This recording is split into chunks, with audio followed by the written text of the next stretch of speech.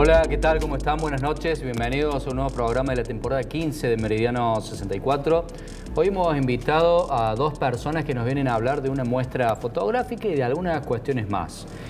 Por un lado, Laura Zanotti, que es fotógrafa y profe también, y por el otro lado, Pablo Sigismondi, que es un amigo de acá de la casa, que es geógrafo, periodista, fotógrafo, y lleva en el orden de 167 países del mundo recorridos, recorremos que son 193, así que ya prácticamente todo el mundo. Laura, ¿cómo estás? Muy buenas noches, gracias por venir. No, a ustedes por invitarnos. Un gusto recibirte. Pablito, gracias por venir. ¿Cómo andas? Gracias a ustedes siempre por Hacía la invitación a esta casa. Largo, más de un año, mano, que no venía Pablo, ¿no? Sí. Bueno, contanos, Laura, de qué se trata esta muestra. La muestra se llama Una vuelta al mundo en 80 fotos. Yo estuve trabajando con Pablo, auspicio un poco de curadora de la muestra, que curadora y un poco productora también. Bien. Es una muestra que está en el MAU, que es el Museo de Arte Contemporáneo de Córdoba, que queda, para quienes no lo conocen, en el subsuelo de la Plaza España. Bien, esa obra nueva que se hizo. Exactamente. Bien. Es una muestra que se hace con la MUNI, con provincia, con el área de cultura. Y cuando a mí me llaman para poder hacer la muestra esta con Pablo, nos sentamos y empezamos como a conversar un poco cómo armarla. Y la idea surge un poco de generar una vuelta al mundo, también un poco en homenaje al libro de Julio Verne, pensar en la Plaza España, pensar en cómo, en el mundo, en dar la vuelta al mundo, pensar en recorrer la Plaza España, y ahí pensar en qué cantidades de foto elegir y con eso empezar a pensar en cuál va a ser el criterio para elegir esas imágenes. Muy original el número. Pablo, ¿cómo estás? Buenas noches. Te vuelvo a saludar. A ver, ¿son todas tuyas las fotos? Claro, por supuesto. Bien, Sí. bien. Con la ayuda de Laura eligieron los países.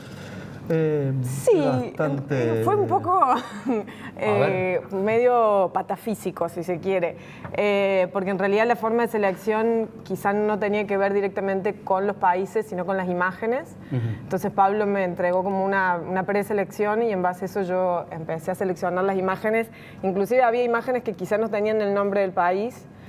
Y me parecía muy interesante eso porque, bueno, era lo que me llamaba y no hacía una asociación directa. Entonces se empezó como a hacer una selección sobre una selección sobre una selección y la idea era que no se repitieran países. Entonces en esa primera selección quizá yo había elegido unas imágenes que eran de los mismos países. Entonces empezamos, fue como un poco un juego de un Tetris que fuimos armando conjuntamente, en donde la premisa era poder mostrar no solamente retratos, sino que hubiese paisajes, poder vincularlo también con la geografía. Bien.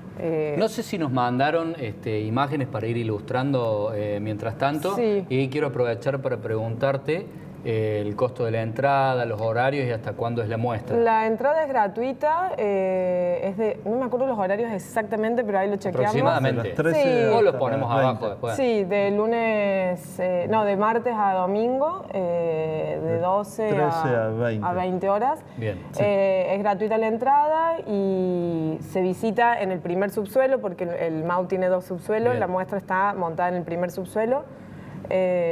Hasta el 23 de febrero. Bien.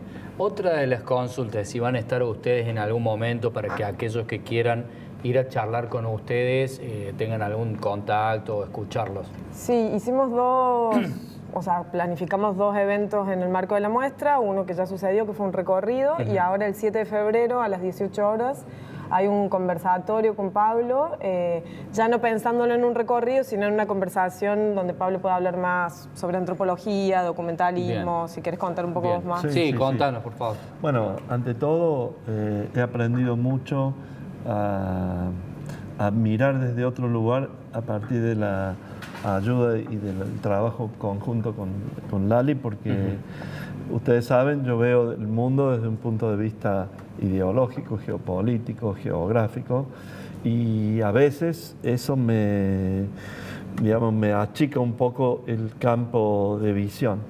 Entonces, a partir del trabajo con ella, es como que es la primera vez, por ejemplo, que publico una fotografía de Estados Unidos, es la primera vez que publico una fotografía de Israel, es la primera vez que publico una fotografía de Italia. ¿A qué se debe todo esto?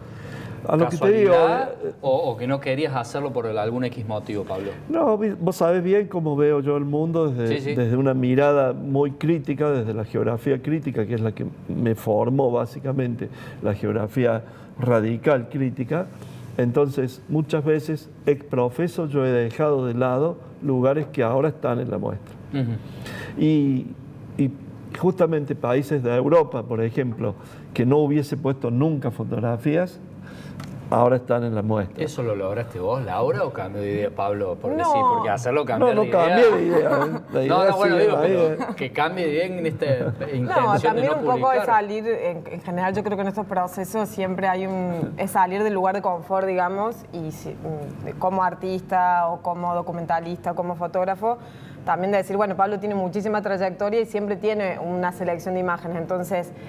era como también pedirle más de otras imágenes y en base a eso ir eligiendo y ir negociando conjuntamente. Claro, no salir a lo que ya vimos muchas veces, claro, o simplemente conflictos o áreas de conflicto, países en guerra, sino tratar de mostrar toda la enorme diversidad humana, sobre todo en una época donde a partir de la tergiversación y la manipulación de la inteligencia artificial, etcétera, hoy en día no sabemos qué es lo real y qué es lo que no es real. Hoy muchas veces nos cuesta distinguir lo verdadero de lo falso. Entonces también apuntamos con la muestra, las imágenes están prácticamente intactas, no tienen ningún tipo de intervención, no se le ha borrado nada, no se le ha agregado nada. También hay que decir que una parte muy grande de las imágenes son analógicas. Sí. Porque la muestra recorre más de 30 años de mis viajes a lo largo del mundo, entonces hay una parte que es analógica y otra parte que es digital, y en este trabajo también he aprendido mucho de la Lali, ¿no? Vuelvo a repetirlo porque me ha dado como un aire, una visión, una mirada mucho más fresca, más, te diría, no sé, más open mind. Bien, ¿de dónde se conocieron, Laura? No, yo, o sea, Pablo lo conozco un montón porque lo escucho y demás, pero nos conocemos puntualmente por la muestra. Por la muestra, sí. Bien.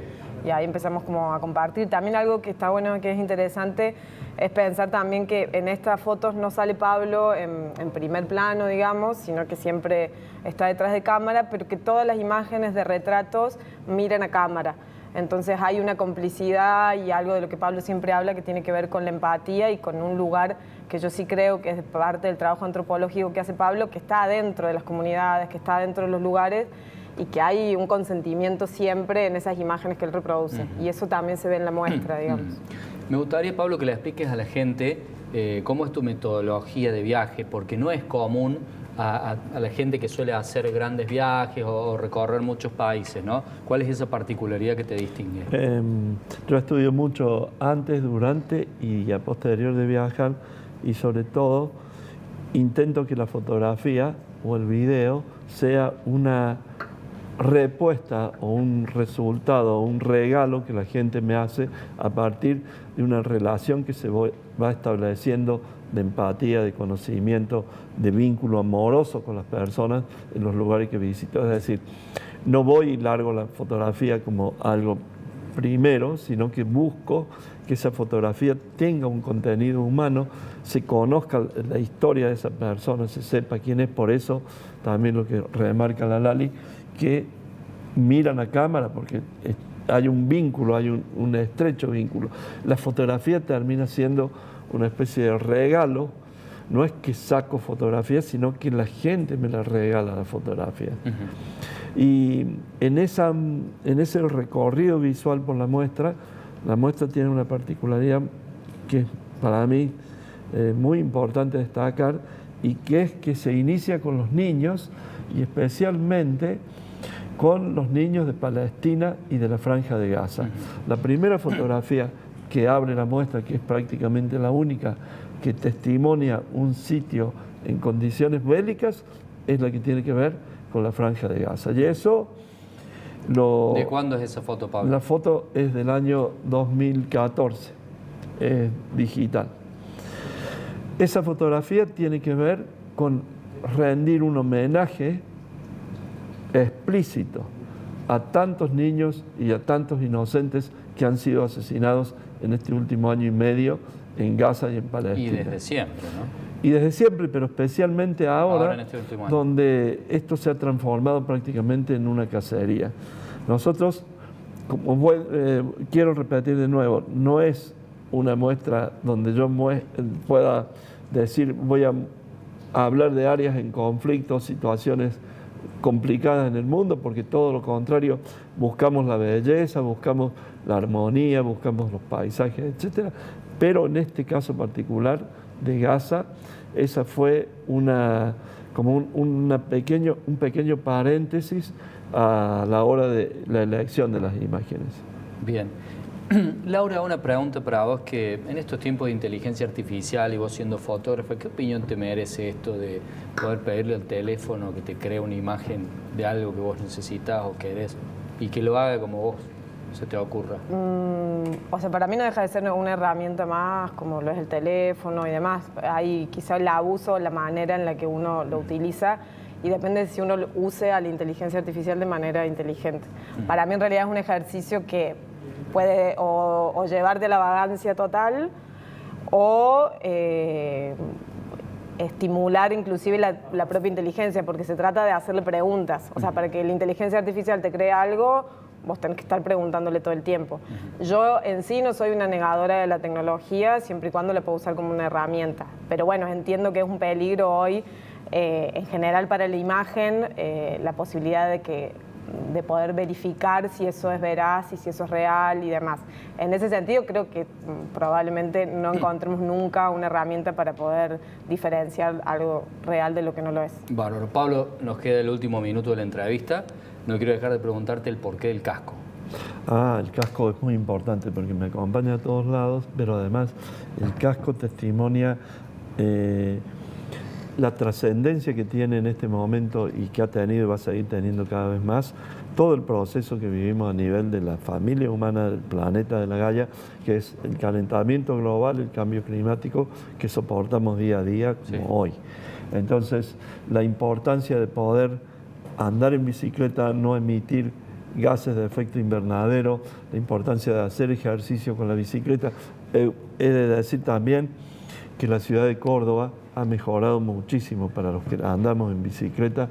La infraestructura de las ciclovías, ahora hay abundancia de ciclovías, hay kilómetros de ciclovías, y eso nos permite también interactuar mejor con la bicicleta. La bicicleta es probablemente el vehículo de transporte más extraordinario humano, a una escala humana, donde no es solamente porque uno hace ejercicio y demás, sino que el tiempo del traslado, esos 10, 15 kilómetros por hora como máximo que uno puede hacer en un pedaleo normal, te permite ir observando, te permite ir viviendo, oliendo, compartiendo. Y por supuesto que llegar a un sitio en bicicleta no es lo mismo que llegar en un auto. Hay una relación absolutamente diferente y la reacción de las personas absolutamente diferente cuando uno va en bicicleta que cuando uno va en otro tipo de vehículo. Está buenísimo que concientices lo del casco. Pablo, gracias por haber venido. Muchas gracias a ustedes por la invitación. Y que sea con muchísimo éxito. Lo mismo para vos, Laura. Gracias por Te esperamos me voy a llegar a recorrer, no sé si el 7. Lo de los QR, ¿le querés decir? No. ¿Sí? Bueno, sí, que en el recorrido cuando vayan hay en algunas fotos unos QR que cuentan la historia o la anécdota detrás de la foto, para que tengan en cuenta de ir con el teléfono. Sale Pablo relatando la historia detrás de la imagen. Muchas gracias a ambos.